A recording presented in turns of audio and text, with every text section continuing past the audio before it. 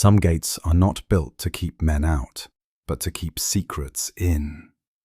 It begins with a rusted barrier in Hampstead, one that bolts itself each night, while cries echo in the darkness, and a family's past lies buried beneath silence. Where are you tuning in from, and what time is it? Let me know in the comments. Tonight, the iron gate stands before us. Let us see what truths Holmes will unbolt from its shadowed hinges. It was upon a cool and somewhat melancholy evening in the early autumn that I found myself once more in our familiar sitting room at Baker Street. The season had turned, and a grey mist clung heavily upon the streets of London, dimming the gas lamps so that they shone like feeble stars against the oppressive vapour.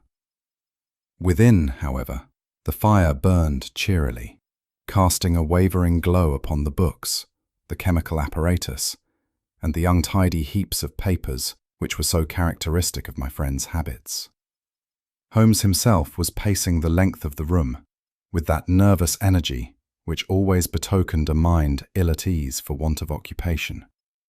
His sharp features were drawn into lines of impatience, his eyes restless, his long fingers twitching at the folds of his dressing gown. He paused now and again to glance at me, as though half in expectation that I might furnish some distraction, but, finding none, resumed his measured tread across the carpet. For my own part, I confess that I found a quiet satisfaction in these moments of repose. The ceaseless whirl of the city, the roar of the cabs, and the clamour of trade were shut out.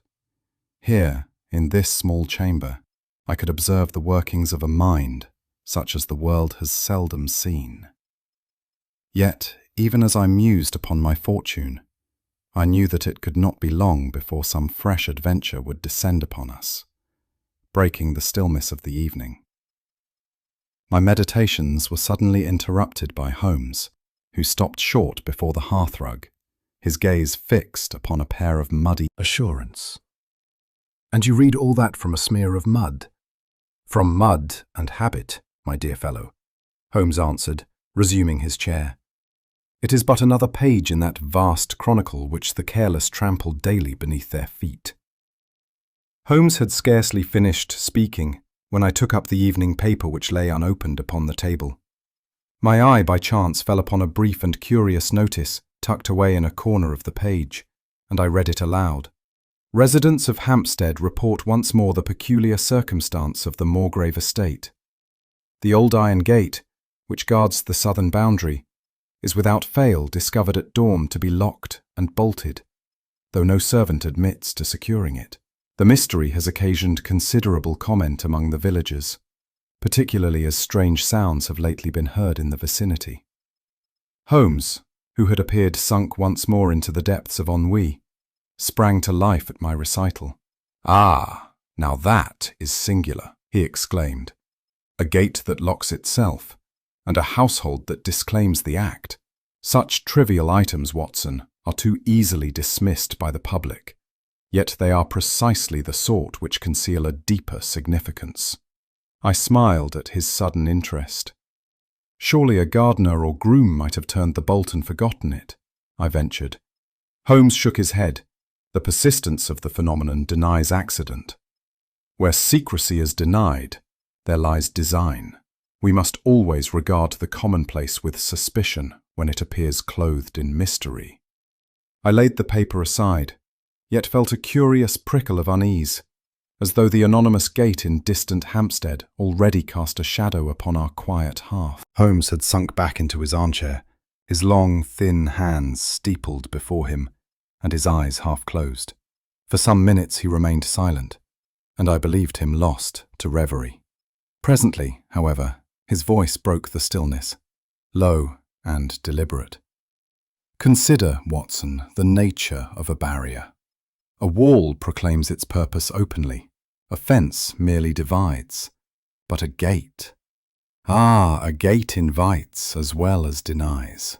To bolt it night after night, when no hand confesses to the act, is to declare that something within must be concealed, or something without must be held at bay.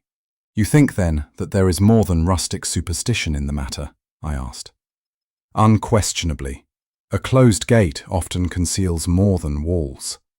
Behind it may lie scandal, danger, or sorrow. The world is full of such thresholds. It is but a question of whether we choose to pass them. The fire crackled softly upon the grate, casting shifting patterns upon his austere profile. I could not but feel that the case, trivial though it seemed, had already found its way into the keen recesses of his mind. "Mark my words, Watson," he concluded. "Before long we shall hear more of this iron gate of Hampstead.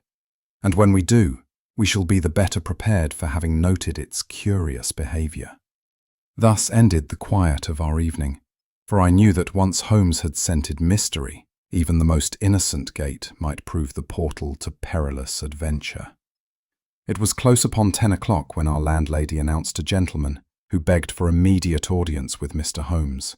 The hour was somewhat late for visitors, yet the fog that pressed against the window panes seemed almost to usher him into our rooms, as though London herself wished to conceal his arrival.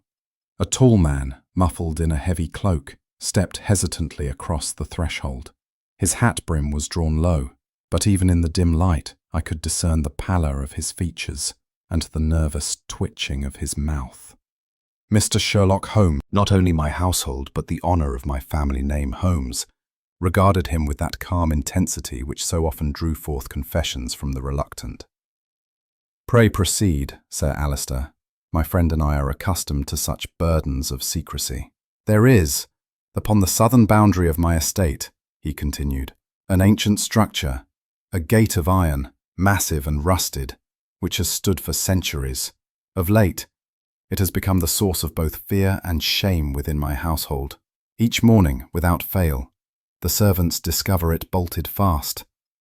Though none confesses to securing it, more disturbing still, cries, human cries, have been heard in the darkness near the place, and but a fortnight past, one of my most trusted retainers vanished, leaving no trace save that his lantern was found extinguished beside the gate. As he spoke, his voice wavered between indignation and dread, betraying the torment within him. The villagers whisper of curses, of some evil spirit chained within the grounds, yet I know it is no spirit, but a human hand. Still, none dares approach it after nightfall. I have watched myself, and though I have seen no intruder, the gate is always found secured by morning light." He paused, covering his eyes with his hand as if to shut out the image. "Mr. Holmes, I entreat you, discover for me the truth of this dreadful mystery." Holmes, who had listened without a flicker of emotion, now leaned forward, his gaze sharpened. "There is more here, Sir Alistair, than bolts and cries. You speak of family honour with such fervour that I must conclude the matter touches not merely upon property, but upon blood." The baronet's hand dropped from his brow, and his eyes sought the carpet. "You are perceptive, Mr. Holmes," he murmured, his voice heavy with reluctance. "Yes, the affair is bound with inheritance, with old wrongs and older secrets. Yet I cannot, dare not lay all before you, lest my family name be dragged through the mire of scandal." Holmes regarded him steadily. "You have already suffered scandal in the whispers of your villagers. Truth, though unpalatable, is often the only shield against deeper ruin." But Sir Alistair shook his head with stubborn pride. "There are things, sir, that a Moorgrave cannot utter even to you. I ask your aid in this mystery, but I cannot disclose all. I can but assure you that the matter is grave beyond measure, and that failure to resolve it may bring ruin to more than myself." His words carried such weight of suppressed emotion that I, who had seen many clients in distress, could not but feel a pang of sympathy. Yet his obstinacy rendered his tale all the more perplexing. Holmes, with his usual composure, drew no protest from the man, but his eyes glittered as they fixed upon every nervous gesture, the restless tapping of a finger, the quiver of a lip, the hesitating cadence of speech. All these, I knew, were as volumes to him. For my own part, I could not help but be moved by Sir Alister's plight. Beneath his noble bearing there lurked a weariness that bespoke years of concealed suffering. His gaze, when it met mine, was that of one pleading silently for compassion, though his lips could frame only guarded phrases. Holmes's voice cut through my musings. "You fear exposure more than you fear danger," he observed coolly.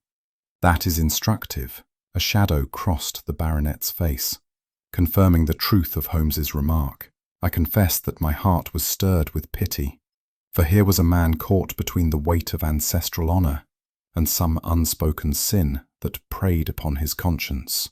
Holmes, however, seemed less moved by emotion than by the precision of the problem before him. At length Sir Alister rose, his features set in a mask of dignity that barely concealed his inner tumult.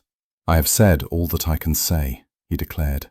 "If you will assist me, Mr. Holmes, I am grateful. If not, I must bear my burden alone." Holmes inclined his head slightly. "Rest assured." Bleak, leaden sky, and a wind from the north carried with it the sharp chill of approaching winter. The city receded behind us as our cab rattled along the broad thoroughfares, giving way at length to lanes lined with bare trees and stretches of heath, lonely and desolate in their autumnal dress. I could not shake the impression that the case into which we were plunging held graver depths than Sir Alister had permitted himself to disclose. Holmes, silent beside me, leaned forward with that hawk-like concentration which betrayed the working of his mind. At intervals he drew from his pocket the scrap of newspaper containing the curious notice and regarded it with a faint, unreadable smile. The Moorgrave estate came into view at last, a cluster of dark gables and chimneys rising above a wide expanse of lawn, the whole encircled by high walls of weathered stone. Behind those walls, I fancied, secrets long buried had taken root. Holmes, observing my gaze, murmured, "You perceive, Watson, how nature herself conspires with man to hide his misdeeds." With that, the carriage turned into the drive, and the looming bulk of the house drew near. A sense of foreboding settled upon me as we prepared to alight, for I felt that the quiet country air masked something far darker than mere superstition. Holmes's first request upon our arrival was to be shown the southern boundary of the estate. A reluctant servant conducted us by a winding path through shrubberies already stripped by autumn winds, until at length we stood before the object of so much whispered dread. The iron gate was indeed a formidable relic of another age, black with rust, its bars thick as a man's wrist. It rose between two crumbling stone pillars half smothered in ivy. Yet, for all its decay, the hinges and bolt were sound. Holmes knelt before the fastening, his keen eyes alive with interest. "You observe, Watson," he remarked, "that the bolt bears fresh scoring, as though worked repeatedly by force rather than by the casual hand of a servant." His long fingers traced the iron, pausing where a faint smear of pale wax glistened in the shadow of the ivy. And here, a candle stub, no doubt pressed against the stone. Who requires a light if he is but closing a gate upon his own grounds? I bent to look, my medical training of little use beside Holmes's certainty. Yet I could not deny the evidence. The lock was worn in a fashion that bespoke repeated tampering, while the wax could only have been left by some nocturnal visitor. Holmes rose, dusting his knees. His expression was grave, yet touched with satisfaction.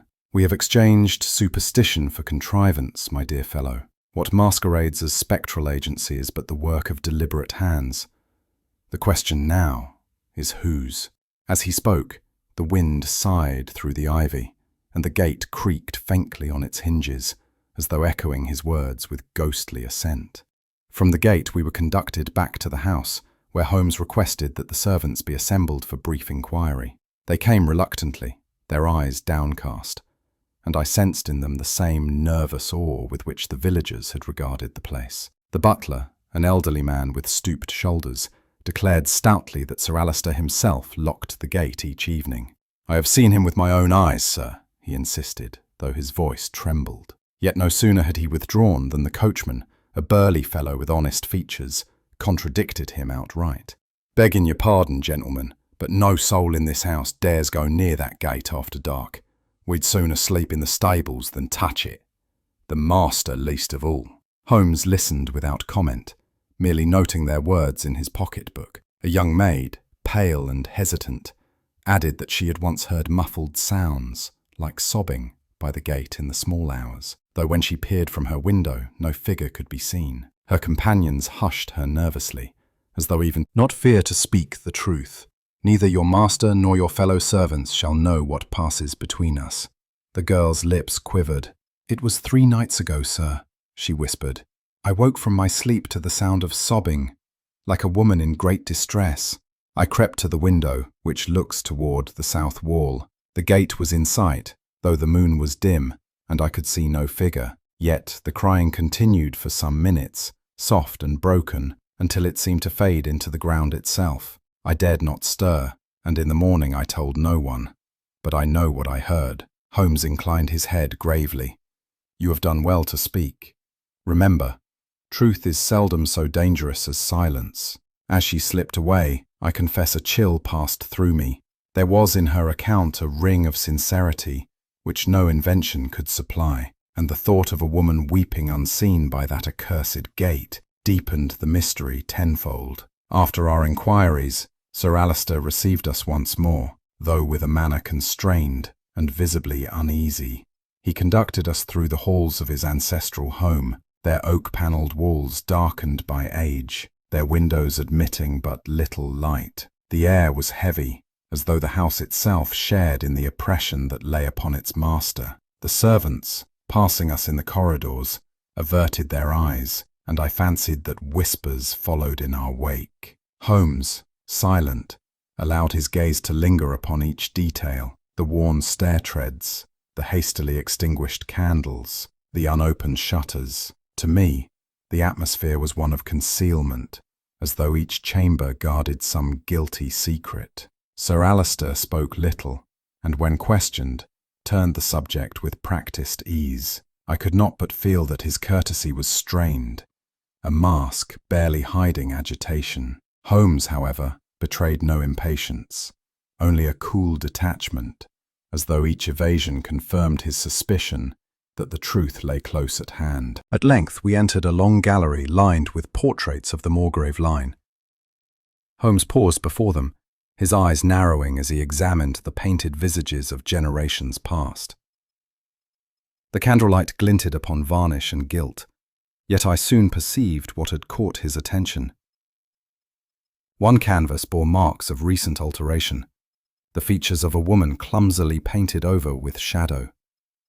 Another, a family group, seemed strangely incomplete, a gap where a daughter should have stood. My own sense of propriety forbade comment, but Holmes leaned closer, his keen gaze tracing every brush stroke. "You perceive, Watson," he murmured at last, "how art has been pressed into service of concealment. A missing face is often more eloquent than one displayed. Here, too, lies a tale of inheritance and of shame." Sir Alister, who had accompanied us, turned sharply, his hand tightening upon his stick. "These portraits are of no consequence," he said hastily. "Come, gentlemen, the hour grows late." Holmes bowed slightly, but his eyes followed our host with quiet penetration. I knew from long experience that the mystery of the Iron Gate had widened into a deeper scandal, one painted not only on iron and stone, but upon the very lineage of the house itself. That evening, at Holmes's insistence, we returned to the grounds and took up a station from which the Iron Gate could be closely observed without risk of detection. The night was chill, and a damp mist rose from the heath, muffling sound and softening the outlines of the trees. I confess that my heart beat somewhat faster as we crouched within the shadows, for the memory of the maid's tale weighed heavily upon my mind. Holmes, on the contrary, betrayed no unease. His tall figure remained perfectly still, his eyes fixed upon the dark outline of the gate, and his breath so even that it seemed he might have been carved in stone. Only the faint gleam in his gaze betrayed the intensity of his concentration, and the silence resumed as though nothing had occurred. Holmes touched my arm lightly. "Compose yourself, Watson," he whispered. "There is no phantom here, though I do not doubt that superstition has found ample food in such demonstrations." "But surely," I protested in a low voice, "someone must have been present to close it. I saw nothing." "That is precisely the point," Holmes replied. "The absence of an agent is itself a clue. Observe, and we shall presently unravel the contrivance that lends such credence to ghostly tales." With this calm assurance, my alarm subsided somewhat, though I could not rid myself of the uneasy sense that unseen eyes were upon us from the darkness beyond. When the echoes of the clang had died away, Holmes rose silently and approached the gate, his movements cautious but assured. He motioned for me to hold my lantern low, and together we examined the fastening. "Ah," he murmured with quiet satisfaction, parting the ivy that trailed thickly across the stone pillar. Hidden within the greenery, a fine but durable wire ran taut, leading from the bolt of the gate into the undergrowth beyond. With deft fingers, Holmes traced its course for several yards until it disappeared into the shrubbery. "You perceive, Watson, the ingenuity of the device," he said. "The wire, when drawn from a distance, disengages the catch and swings the gate shut with considerable violence. Thus, our mysterious hand need not approach the place at all, but may perform the act from concealment." I examined the contrivance with wonder. It is simple, yet diabolically effective. No wonder the servants believed the gate moved of its own accord. Holmes smiled faintly. "The world abounds with simple devices, Watson. Yet it is only when shrouded in ignorance that they assume the aspect of the supernatural. This wire is the ghost of the Moorgrave estate." The discovery seemed at once to dispel the mists of superstition, though not the darker cloud that hung over the household, for it was plain that the contrivance spoke of deliberate secrecy. Even as Holmes severed a length of the wire for his own inspection, I fancied that I heard a faint sound, distinct from the whisper of the wind, a footfall, stealthy and retreating, upon the path beyond the wall. I grasped Holmes by the sleeve, and he turned his head swiftly, though his expression remained composed. "Yes," he said in a low tone. "I heard it also. Someone has been watching us." We stood in silence, straining our ears. The steps grew fainter, receding into the distance, until they merged with the natural sounds of the night. The unseen presence troubled me more than the gate's violent closure had done, for it bespoke intelligence and intent, not mere mechanical trickery. Holmes, however, merely straightened and regarded the darkness with a thoughtful air. "It appears, Watson, that our inquiry has not gone unnoticed. That is to the good. When one stirs stagnant waters, the creatures below must rise to the surface." I shivered at his words, though I knew he spoke less of phantoms than of human guilt. As we made our way back toward the house, Holmes stooped suddenly and retrieved a small scrap of paper caught among the ivy roots. He held it to the lantern, revealing a torn fragment, upon which a few words were scrawled in a trembling hand. "The child of shame," he read aloud, his eyes narrowing. A curious phrase, Watson, and one that ties neatly with the peculiar alterations in those family portraits we observed earlier. I felt a pang of unease, for the words seemed heavy with tragic significance. Holmes folded the fragment carefully and placed it in his pocketbook. "This too shall have its part to play," he said. Holmes spoke little as we re-entered the house, but I knew his thoughts were busy. At length he said, "The erased portrait and this fragment belong to the same story." That an indefinable sense of dread crept over me, heightened by the recollection of the sobbing maid's tale and by the contrivance we had uncovered the night before. "We shall have action this night, Watson," Holmes whispered, as we concealed ourselves near the wall. "The waters we have disturbed will not remain calm." Thus we waited, hearts attuned to the silence, while the hours crept forward with solemn slowness. It was some while past midnight when the tranquillity of the grounds was shattered. A sudden cry, hoarse, muffled, yet agonized, rang out from the direction of the iron gate, followed swiftly by the unmistakable sound of blows struck in furious haste. Holmes was on his feet in an instant, and together we rushed toward the commotion. Our lanterns threw shifting beams upon the path as we pressed forward, and soon the outline of a man's form appeared prone upon the ground. It was the estate's groundskeeper, a faithful fellow whom I had marked earlier for his sturdy frame and honest face. He lay senseless, blood trickling from a wound upon the back of his head, his lantern overturned and extinguished beside him. Holmes bent swiftly, examining the injury with practiced eye, while I, applying my medical knowledge, found that though the blow had been severe, his breathing remained steady, and his pulse, though weak, was perceptible. "There has been foul play here," Holmes declared grimly. "Our man was struck from behind. No accident of fall or stumble. The very air seemed thick with menace as I looked around. But whoever had delivered the cowardly blow had vanished into the night." Holmes next directed the light of his lantern toward the gate itself. There, upon the cruel spikes of iron that crowned its summit, dark stains glistened unmistakably. He drew forth his magnifying lens and examined the marks with fastidious care. "Fresh blood, Watson," he murmured. "See how it clings to the roughened edges. Someone attempted to scale this barrier in desperate haste and paid dearly for the attempt." The jagged points bore evidence of more than a mere graze.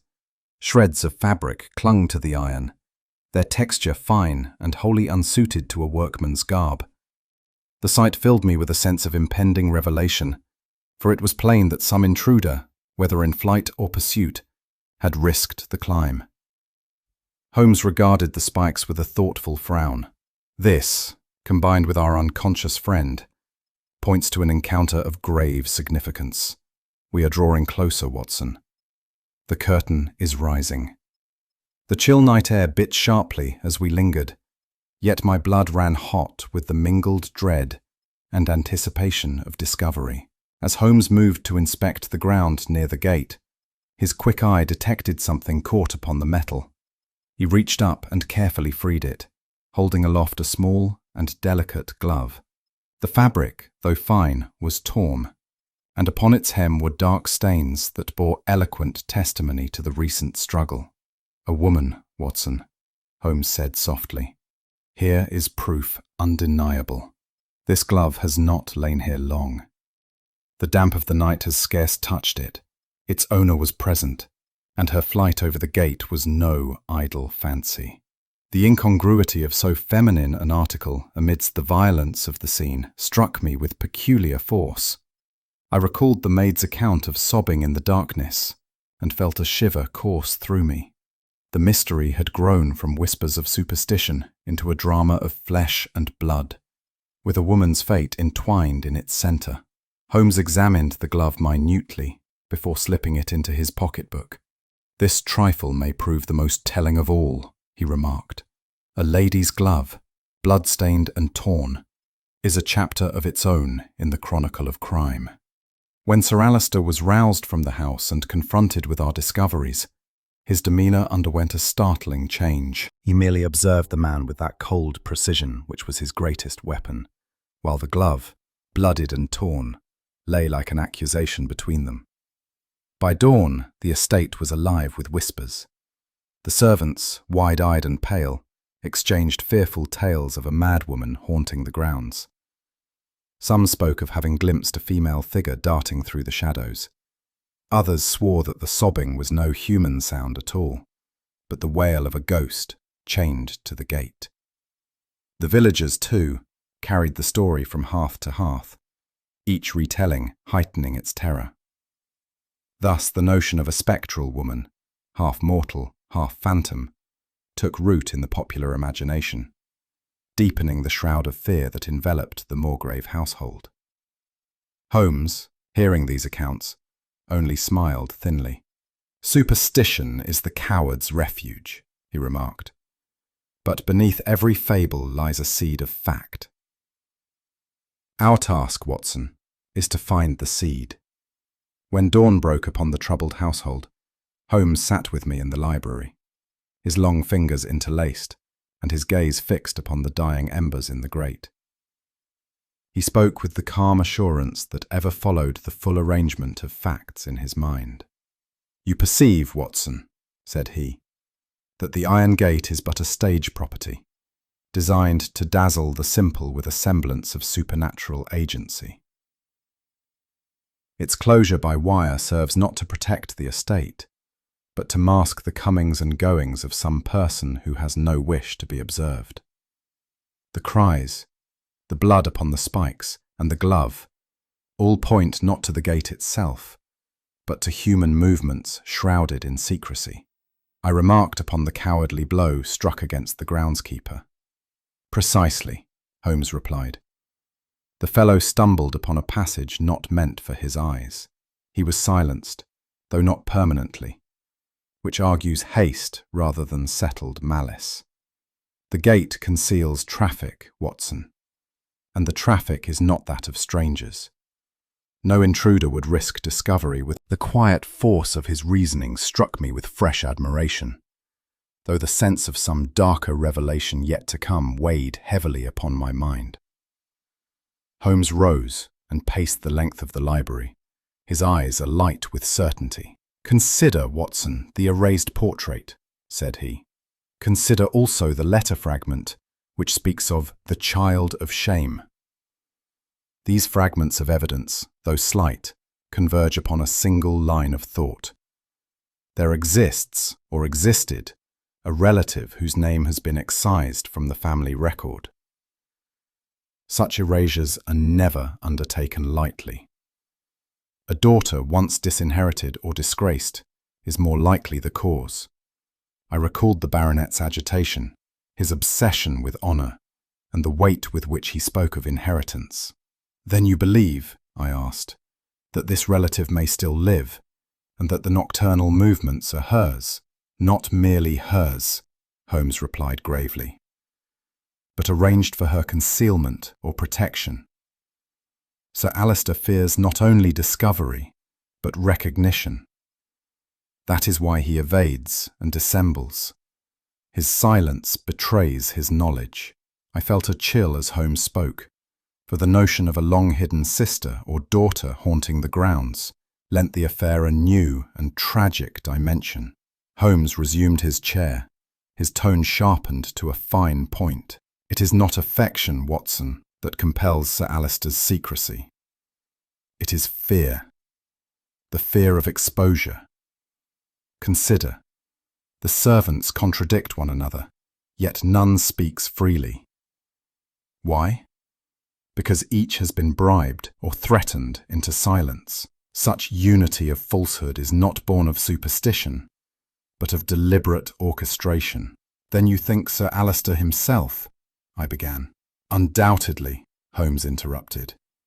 "He pays for silence, yet silence is never bought without a creditor. There is pressure here, Watson, and pressure is the very essence of blackmail. Someone demands recognition, money, or protection. Expectation. Our adversary, whoever he may be, will believe the estate to stand unguarded. Necessity will drive him to act before his supposed opportunity vanishes." I marvelled, as I so often did, at the subtlety of my companion's mind. He set his snares not with force but with psychology, drawing forth the hidden actor by presenting him with a stage seemingly abandoned. Sir Alister himself, when apprised of the fiction, grew pale and muttered bitterly of ruin. Yet Holmes silenced him with a single glance. "Better, sir, that we draw the serpent into the open than let it coil about your house unseen." That night found us once more concealed near the iron gate, the darkness dense about us, the chill of the autumn air biting through our cloaks. Holmes lay motionless, his face scarcely discernible in the gloom, while I kept my eyes fixed upon the shadowed path. Hours passed in silence, broken only by the occasional rustle of leaves. My thoughts wandered to the glove the sobbing maid had heard, and the possibility that a woman, perhaps wronged, perhaps desperate, was at the centre of the tragedy. I felt a strange mingling of pity and dread. Holmes stirred at last, his hand signalling caution. From the distant quarter of the estate came the faintest crunch of footsteps upon gravel. They grew nearer, then paused, as though the intruder tested the silence. My heart throbbed painfully in my chest as I strained to pierce the darkness. The gate loomed before us, its iron bars stark against the pale gleam of the rising moon. Suddenly a cloaked figure emerged from the shadows, moving with furtive haste toward the fastening. Holmes's eyes flashed in the dim light. "Patience, Watson," he whispered. "The play reaches its climax. Let us watch the actor before we bring down the curtain." The clock of Hampstead Church had scarcely tolled the first stroke of midnight when Holmes tightened his hand upon my arm. We had resumed our watch beside. I confess that my nerves were strung to their utmost tension. The previous nights had shown us both contrivance and bloodshed, yet I felt that this hour must bring the climax of our vigil. Holmes, as ever, was the embodiment of composure, his keen eyes fixed upon the dim outline of the gate, his frame motionless as a sentinel carved from stone. Then it came. A slight movement, the whisper of cloth against ivy, and the soft tread of a cautious step. My heart leapt into my throat. A figure, cloaked and veiled, emerged from the shadowed path and crept toward the fastening with furtive haste. Holmes leaned forward, his expression one of cold anticipation. "The play is upon us, Watson," he murmured. "Now let us see who dares this midnight errand." The figure paused before the gate, glancing furtively about, then stretched forth a gloved hand as though to draw back the bolt. Holmes stepped silently from our concealment, his voice low yet commanding. "Madam, your errand is a hazardous one. Allow me to spare you the risk." The intruder gave a stifled cry, retreating a pace, her cloak gathered tightly about her form. For an instant she seemed poised between flight and defiance, but Holmes, with quiet authority, held her in place by the sheer force of his presence. "You are watched on every side," he continued. "Evasion is impossible, and concealment has already failed you. Better that you speak freely, for silence will avail you nothing." I moved forward, my lantern casting a faint glow upon her figure. The light revealed a woman's form beneath the cloak, slender yet dignified, her movements betraying both fear and determination. She stood trembling, her breath audible in the stillness, as though some long-suppressed secret quivered upon her lips. Holmes inclined his head slightly. "Remove your veil, madam. The truth, however unwelcome, is the only coin with which you may purchase safety." With mingled pride and pain. "I have returned because silence no longer suffices. The truth must out." Her voice trembled, yet her bearing remained proud as she lifted her head. "I bore a child, Mr. Holmes, born of love, condemned by my family, hidden from the world lest the Moorgrave name be stained. For years I have lived in shadow, my existence denied, my child nameless. I demand now that justice be done, that she be granted the place which is her right by blood and birth." The passion of her declaration stirred me deeply, and I could not but feel sympathy for the wrong she had endured. Her eyes glistened, not with shame, but with the fierce dignity of a mother wronged. Holmes regarded her with grave composure. "You have chosen your moment with care," he observed. "The concealment has reached its breaking point, and necessity compels you into the open." "Yes!" she cried, her voice rising. "The lies have gone on too long. Let the truth come forth, whatever ruin it may bring. My child shall not live in the shadow in which I was condemned to dwell." The words hung in the night air, charged with emotion, when suddenly a sound behind us made me start. Footsteps, rapid and heavy, approached along the path. Sir Alister burst into view, his face contorted with fury, his eyes wild with desperation. In his hand he carried a pistol, which he levelled with a trembling arm at the woman before us. "Silence!" he shouted hoarsely. "You shall not speak again!" Better one more death than the ruin of us all. I sprang forward instinctively, but Holmes was before me. With a movement so swift I scarce perceived it, he struck the weapon aside and placed himself between the siblings. The shot never came. The pistol clattered harmlessly to the ground. "Sir Alister," Holmes said with quiet sternness, "this is madness." Murder will not preserve your name. It will annihilate it. Already your secrecy has bred violence and despair. Will you crown disgrace with crime? The baronet's hand fell limp at his side, his chest heaving with suppressed sobs. Lady Evelyn, pale but unflinching, regarded him with mingled sorrow and contempt. For a long moment, silence hung between them, broken only by the distant wind sighing through the ivy. Then Holmes bent, retrieved the pistol, and handed it to me. "The crisis has passed, Watson," he said. "Now the truth may speak without fear of interruption." We quitted Hampstead the following morning, the autumn sun struggling feebly through the mist, as though reluctant to dispel the shadows of the night. Holmes was silent during our drive back to London, his features composed, but his eyes sunk in that distant gaze which told me his mind was marshalling its facts.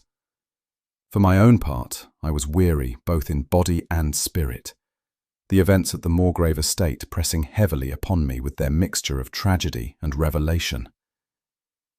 When at last we regained the familiar refuge of Baker Street, Holmes cast aside his cloak and settled into his armchair with a sigh, the smoke of his pipe soon curling in thin blue spirals above his head. For some moments he remained thus, as though content to allow the clatter of the city beyond our windows to drown the memory of Hampstead's gloom. At length he turned to me with that grave serenity which so often accompanied the disclosure of his deductions. "You have seen, Watson, how appearances contrived by fear and secrecy may assume the stature of phantoms. Now let me show you how each piece of this puzzle fits with the precision of reason."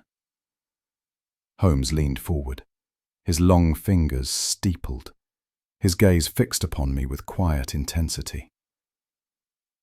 The iron gate, which so alarmed the villagers, was but a mechanism devised to inspire fear. Persuade the credulous that no mortal hand was near, Holmes's voice grew more incisive as he pursued his chain of reasoning. The servants, you will remember, contradicted one another with a precision too studied to be accidental. One swore that Sir Alister himself fastened the gate each night, another that no one dared approach it. Such divergence, Watson, is not born of ignorance, but of conspiracy. They were bribed or coerced to speak as their master directed. Thereby maintaining the illusion of mystery, I thought back to their shifting glances and whispered tones, and could not but acknowledge the truth of Holmes's assertion. Sir Alister's fear was not of the supernatural, Holmes went on, but of exposure. He purchased silence, but silence thus obtained is ever precarious. Each servant knew more than he would confess, yet each played his part in the deception that cloaked the estate. Fear of dismissal, or of worse, sealed their lips. Thus, the household itself had become complicit in sustaining the phantom of the iron gate. Holmes's tone softened as he approached the more human side of the tale. The sobbing which the maid overheard was no phantom lament. It was the voice of Lady Evelyn herself. She, exiled from her home and deprived of her child, haunted the grounds in her desperation, striving to reach the daughter concealed within those walls. Her cries, muffled by distance and darkness, were the echoes of a mother's grief and defiance. I could not repress a pang at the recollection of the maid's trembling confession, now clothed with such tragic meaning. "Consider," Holmes continued, How cleverly the tale of spirits served Sir Alister's purpose. Each time Lady Evelyn's presence was detected, it was dismissed as a ghostly visitation. Thus the cries of a living woman were transmuted into superstition, and pity was stifled by fear. His words struck me with renewed force, and I marvelled once more at the cruelty of a reputation guarded at such a cost. Holmes's eyes darkened as he spoke of the final act of violence. The blow that felled the groundskeeper was struck by no wandering intruder. It was Sir Alister himself who raised his hand against the man. The fellow had stumbled too close to the truth, had perhaps glimpsed Lady Evelyn, or suspected her concealment. To silence him swiftly, Sir Alister struck from behind, trusting that the confusion would merge with the other terrors of the night. I recalled the man's senseless form and the blood upon the iron spikes, and indignation rose within me. The wound was severe, Holmes continued, yet not intended to kill. It was the act of a desperate man, seeking delay rather than destruction. But in so doing, Sir Alister laid bare the depths of his fear. And fear, Watson, is ever the most untrustworthy of allies. Thus the loyal retainer, who had guarded his master's property, was repaid with treachery from the very hand he served. Holmes rested his pipe upon the mantel, his voice grave and measured. It was not the gate, nor the glove, nor even the blow that struck down the servant which constituted the greatest crime. It was concealment itself, concealment born of pride and terror that poisoned the Moorgrave household. From the erasure of a sister's face upon canvas, to the bribery of servants, to the midnight contrivances that lent superstition to despair, all sprang from the single source of a man's dread of scandal. He leaned back, his eyes upon the fire. It is a truth I have often observed, Watson. The fear of shame has driven men to deeds more cruel than the fear of justice. In striving to bar out dishonour, Sir Alister barred out pity, mercy and truth, until the walls of his estate became a prison for all within. Some days after our return from Hampstead, I found myself once more in the familiar quiet of our Baker Street chambers, deepening the shadows upon his face. "Watson," said he, "let us consider the lesson of the iron gate." Holmes's voice was low but distinct, each word weighted with the precision of judgment. "The iron gate, my dear fellow, was never a thing of iron alone. It was less a barrier to the heath than to the truth. Night after night it shut with clangorous force, not to keep trespassers out, but to keep misery in. It was a sentinel of secrecy, fashioned not of rust and rivets, but of fear, guilt, and pride." I watched his expression, illuminated by the glow of the fire. Sir Alister sought to silence scandal by bolting it within his walls, thinking thereby to preserve the dignity of his house. Yet in so doing, he condemned his sister to despair, and his household to deceit. The clang of that gate, echoing across the grounds, was the very sound of concealment, a proclamation that shame must be hidden at any cost. But concealment, Watson, is a cruel jailer. It devours those it imprisons. The word struck me forcibly, for I recalled the sobbing in the dark, the painted-over portrait, and the terror that brooded upon every servant's face. Each had been a bar in that dreadful gate, shutting out compassion while confining suffering. Holmes fell silent a moment, then added gravely, "An iron lock may bind a door, but secrecy binds the soul."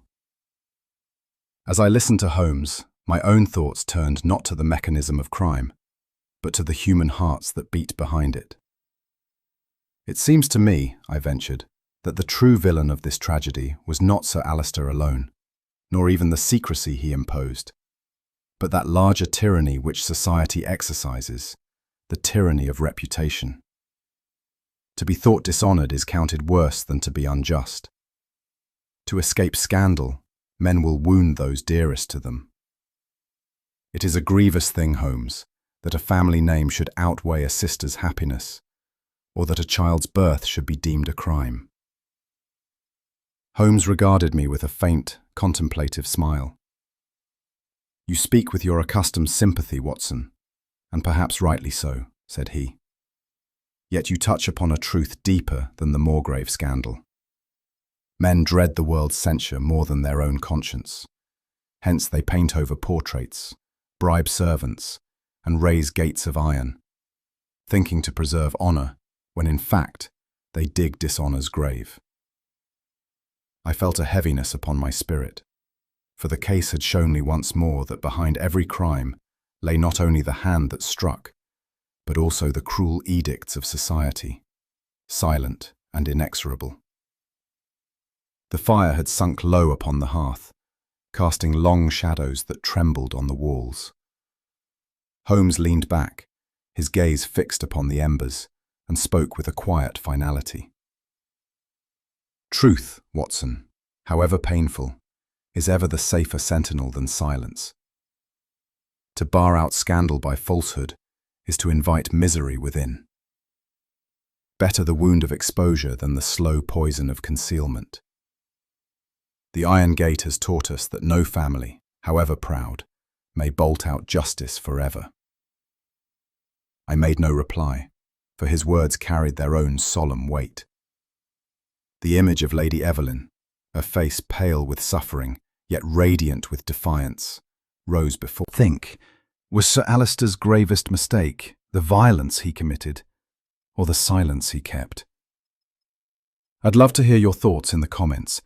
If you enjoyed unraveling this mystery, don't forget to share your reflections, subscribe for more Sherlock Holmes adventures, and pass the story along to fellow lovers of deduction.